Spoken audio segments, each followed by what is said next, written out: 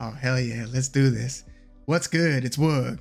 We've got Vergil Ortiz Jr., 23 wins and 0 losses, taking on Erickson Lubin, 27 wins and 2 losses. I've been looking forward to this one for a minute. I know that it's wildly wide odds-wise, like on paper or officially. Vergil Ortiz Jr. is a minus 700 here. Like, I don't get it, but he's a 7-1 favorite. Erickson Lubin is a plus 600, meaning a 6-1 underdog. This is a very important fight at 154, and it's just crazy that it's not for a title and that Vergil Ortiz has never been a belt holder at 147 or at 154. You know, the good news is that Vergil Ortiz, I mean, knock on wood, seems to be past the rhabdomyolysis complications that took him out of like 3 different fight attempts, 2 of which were against Stanionis or were supposed to be against Stanionis. For a minute there, I was really worried that Vergil Ortiz Jr.'s career was going to be severely cut short due to this medical issue that he'd been having for a couple of years. A pretty scary situation, but he went up to 154, won his first couple of fights via first round stoppage and knockout. And at that time, he still had a 100% knockout percentage, but his last 2 fights have gone the distance. He won them both, and they were against Sergey Bohachuk, who has since lost again in a second loss to Brandon Adams, and against Israel Madrimov, which I think might be Vergil Ortiz Jr.'s best and most significant win. Like, I thought that he visibly won that fight by at least a round, but he had the sustained pressure, the jab, the lead hand going, and I thought he beat Madrimov more clearly than Terrence Crawford did. They were both close fights, but I thought that Vergil Ortiz Jr. asserted himself a bit more against Madrimov. And, you know, since Vergil Ortiz hit the scene down at 147, I remember seeing him fight against Mauricio Herrera.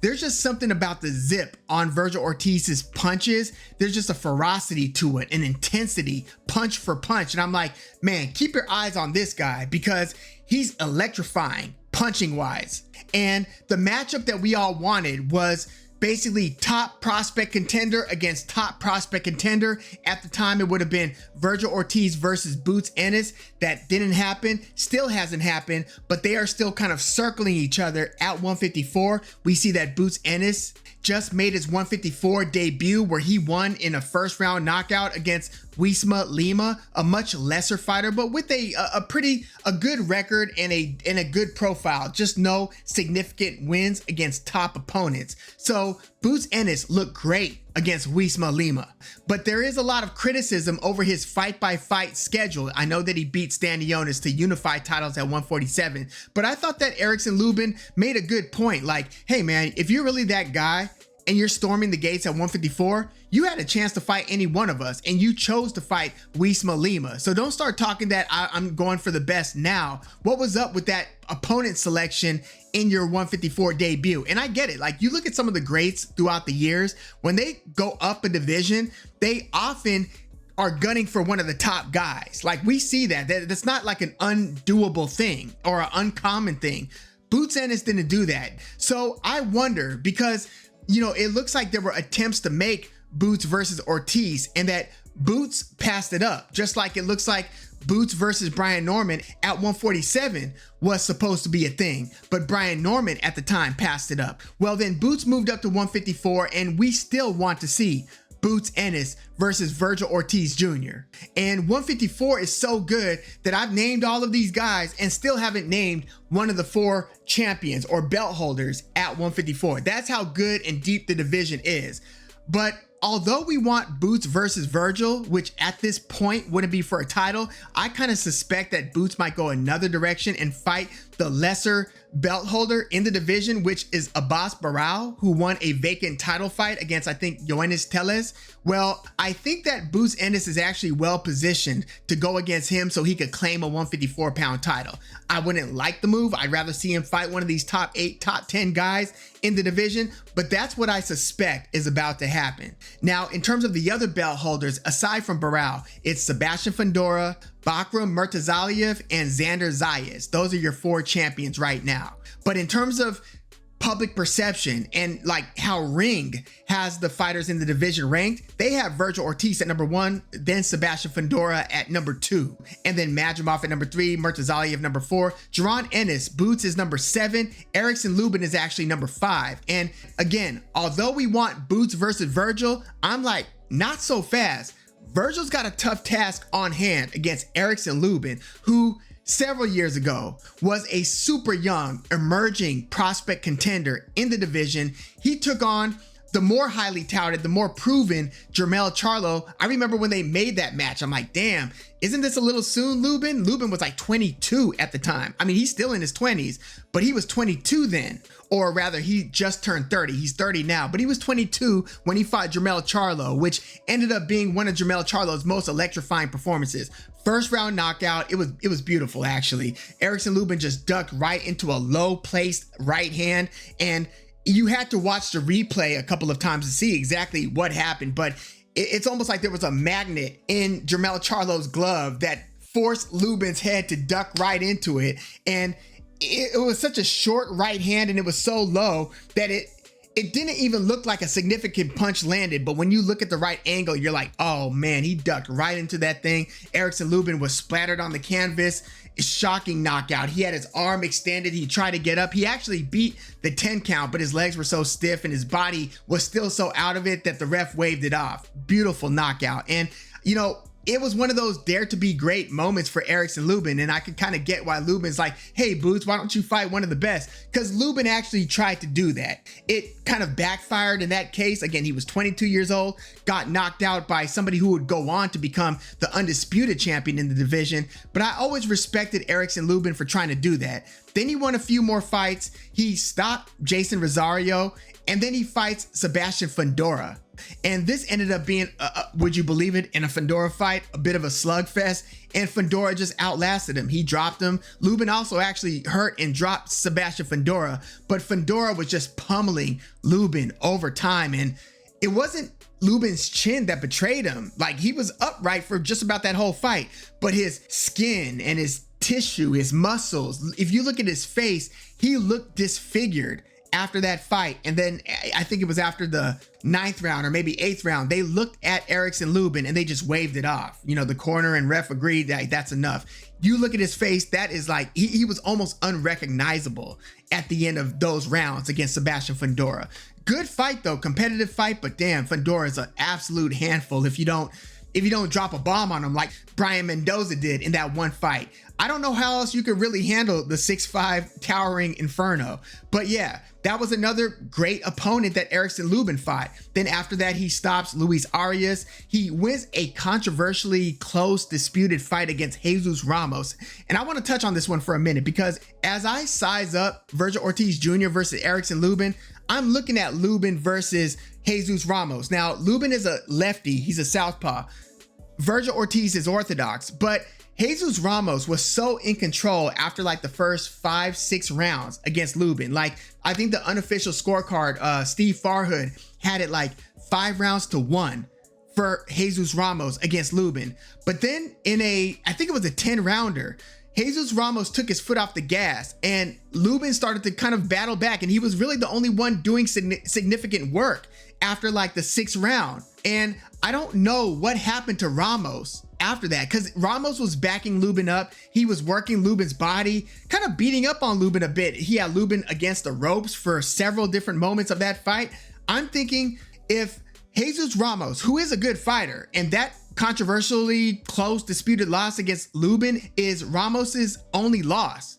If Ramos was able to back Lubin up throughout the first half of the fight, I don't see Vergil Ortiz tiring or just relenting after those rounds, after a few rounds in the way that Ramos did. I don't know if it was a bad weight cut for Ramos. I don't know if he was just drained or tired or hurt, something, picked up an injury. I don't know why if you do know why he let his foot off the gas in that Lubin fight, let me know, because it was a little bit puzzling. You know, I actually did bet on Lubin to win because he was an underdog, and I'm like, hey, you can't make Lubin that significant an underdog against a less proven Jesus Ramos. I'm gonna put some money on Lubin. Ended up working out for me, even though watching the fight, I thought Ramos won it at least like 6-4, something like that. and it was actually a 12 rounder. So Lubin did have more rounds to work his way back after the 6. But yeah, I would say, rounds 8 through 11, it was almost all Lubin, to where it's like, yo, what are you doing, Jesus Ramos? But yeah, Lubin battled back and he got the love on the scorecards. One of those cards was pretty wide too. It was like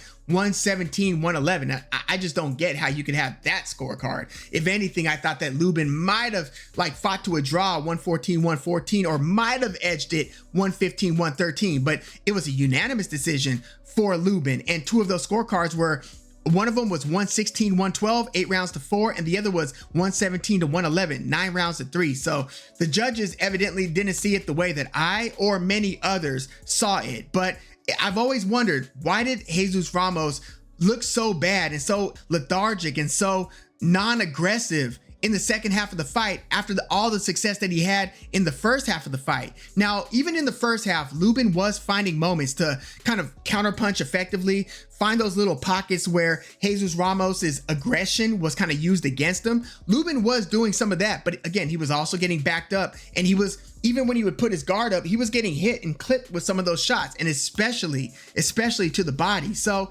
again, if Jesus Ramos had that type of success in the first half of the fight against Lubin, I'm thinking Vergil Ortiz should be able to do that and then some. Now, Jesus Ramos has always been a 154 guy. I heard he might even go up to 160. He's a big dude. Vergil Ortiz, on the other hand, had extremely good power at 147.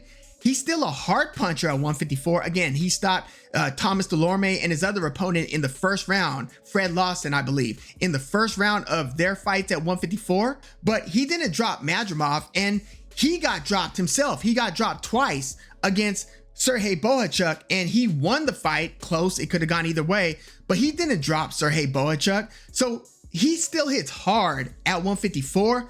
I just don't think he's got the same power at 154 that he did at 147, or he's just fighting better opponents at 154. That's entirely possible as well. But just the way that he was stopping Maurice Hooker and Mean Machine Kavaliauskas at 147. By the way, Kavaliauskas, Mean Machine, also visibly hurt Vergil Ortiz in their fight. But yeah, I don't think he cracks quite as hard at 154. So we might be operating under a false assumption that Vergil Ortiz is definitely the more powerful puncher between he and Lubin. I think that might be the case, but I don't know for certain that that's the case. Again, we haven't seen Vergil Ortiz in there with Sebastian Fundora, Jermell Charlo, you know what I mean? He has fought Bohachuk and Madrimov, and again, he wasn't a power punching nightmare against those guys. But when I'm looking at Ortiz versus Lubin, even if Vergil Ortiz isn't punching as hard and his power doesn't carry to 154 as devastatingly, I still think that his punch output might be enough in itself to beat Erickson Lubin. Like, if he hits hard enough and he's still able to throw the volume that he did against Madrimov against Lubin, I think that could do it, because Lubin, even in his latest fight after the Jesus Ramos fight against the non-power punching Vergil Holmes Jr., he was kind of a rising prospect who, when he fought Lubin, that was a big step up for Vergil Holmes Jr., big step up for Holmes. And he's kind of a sweet scientist. He's a tall fighter, long reach, like 75-inch reach, but Lubin basically walked him down, and Holmes did a lot of feinting, did a lot of moving, did some jabbing, but wasn't really committing to his shots. Didn't look like he was willing to engage that much. And even when he stepped in to more so smother than to throw hard punches. I remember this was on Pro Box TV in May of this year. Well, Lubin ended up just working over and then ended up beating up on and stopping Vergil Holmes Jr.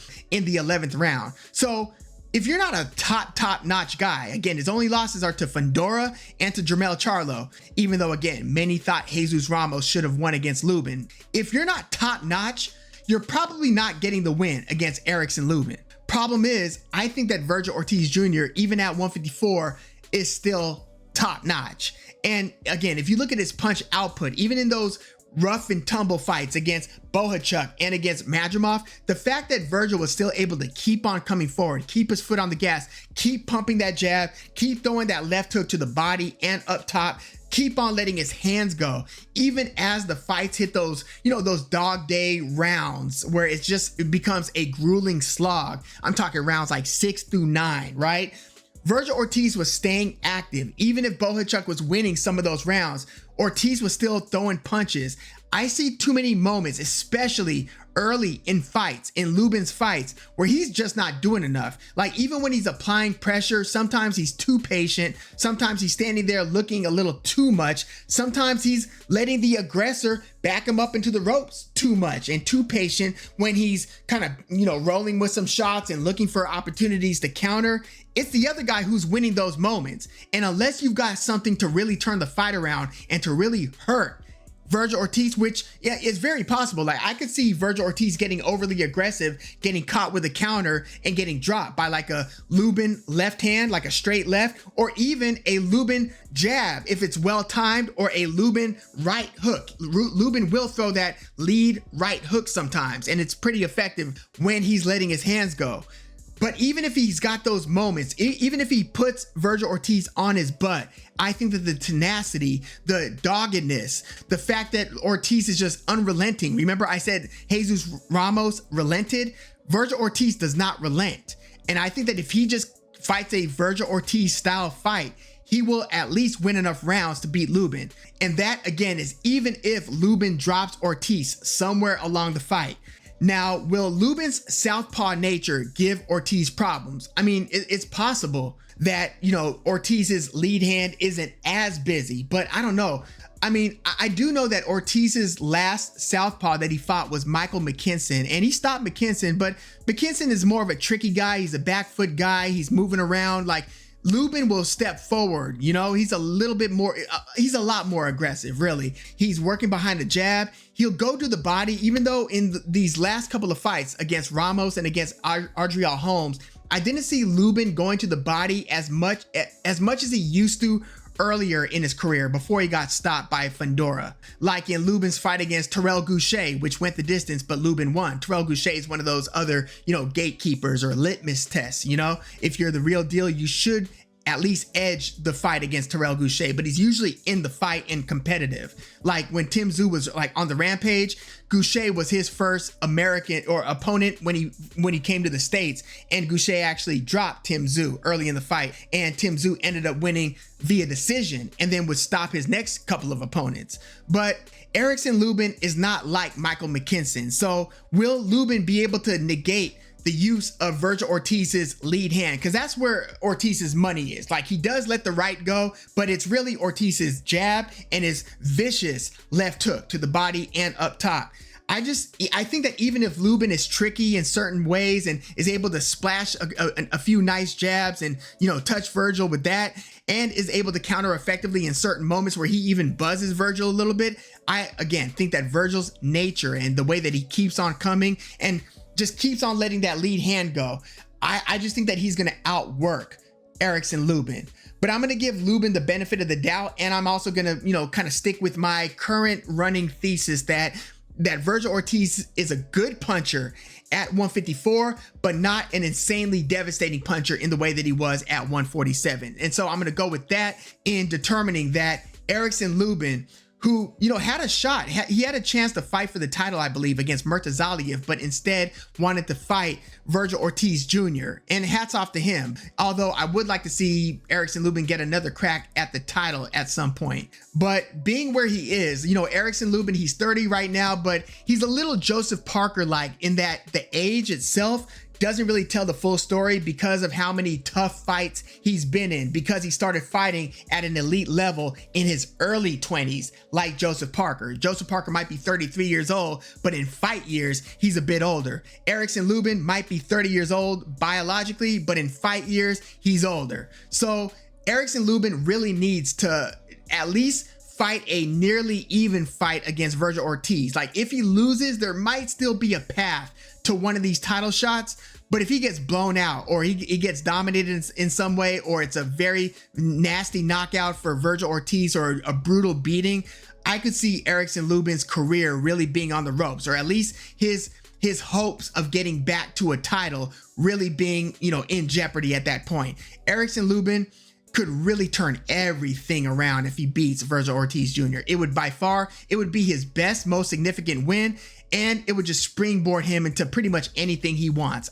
That's how I see this one. With Vergil Ortiz, I just hope that if Vergil Ortiz beats Erickson Lubin, that they do make Vergil Ortiz versus Boots and his next. And I hope Boots doesn't pick up another fight in between, because Vergil's about to fight now. So being that Boots just fought a few weeks ago, the timing would be perfect to do Boots versus Vergil sometime in the first half of 2026 if Vergil wins. But again, he's got a tough fight, and I don't see this as Vergil being a 7-1 favorite, even if he is on paper. If I was to handicap this, I would say maybe Vergil a minus 300, maybe minus 350. 7-1 is pretty wild. But yeah, I'm gonna go with Vergil Ortiz Jr. to outwork Erickson Lubin. I just think that there are too many pockets of little to lesser activity from Erickson Lubin, whereas Vergil Ortiz always has something going on with his punches, even if it runs him into trouble here and there. I'm going with Vergil Ortiz Jr. to win via decision. Let me know your thoughts on this one. Again, this is a really good fight at 154, one of the best divisions, if not the best division in boxing. Significant non-title fight. I'm glad they put this one together, but let me know your thoughts.